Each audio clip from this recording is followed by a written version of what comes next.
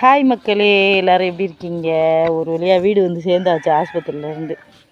ஆமாம், கிராமப்புறங்களில் வந்து அடிக்கடி பஸ் இருக்காதுல்ல. 1 ஹவர் 1.5 ஹவருக்கு அப்புறம் தான் பஸ் இருக்கும்.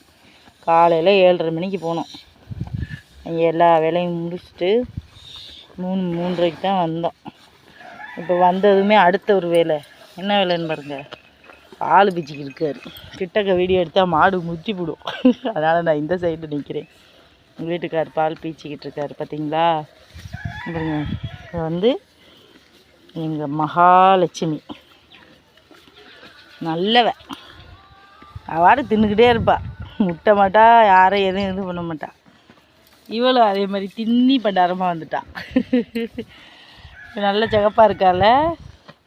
எங்களுக்கு வயக்காடெலாம் இல்லைங்க, விலைக்கு தான் வைக்க வாங்கி தான் வளர்க்குறோம். என்ன பண்ணுறது, அடுத்தவங்க இடம் தான் அது, நம்ம இடம் இல்லை. நம்ம தாத்தா வந்து இந்த ஊர்லேயே பெரிய ஆள்.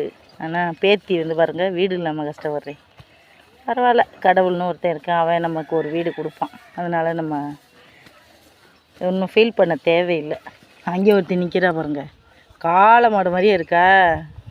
அது வந்து கோயில் காளைங்க, கோயில் காளையோட காளை. அது சொல்ல தெரியாமல் சொல்கிறேன். எங்களுக்கு வயக்காடெலாம் இல்லை, இதை வச்சு தான் எங்கள் வாழ்வாதாரம் ஓடிக்கிட்டு இருக்கு.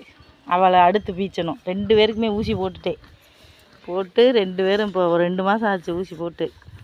அடுத்து 8-9 மாதத்தில் அவளுங்க 2 பேரும் மறுபடியும் கண்டு விட்டுருவாளுங்க. ஆமாம், போட்டிருக்கோம். கடவுள் நம்பிக்கை தான், நமக்கு என்ன தெரியும். மனுஷன்னா டாக்டரை கூப்பிட்டு பார்க்கலாம். போய் டாக்டர்கிட்ட போய் பார்க்குறான்.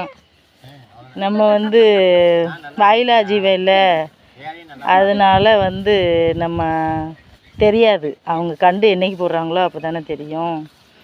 ஓகே, லைக் பண்ணுங்கள், ஷேர் பண்ணுங்கள். யாருக்கெல்லாம் மாடு பிடிக்கும், கண்டு பிடிக்கும், அப்புறம் இந்த பால்காரையும் பிடிக்கும், லைக் பண்ணுங்கள். ஓகே, பாய்.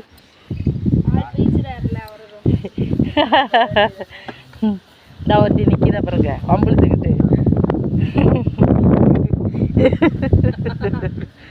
ஓகே, பாய் மக்களே.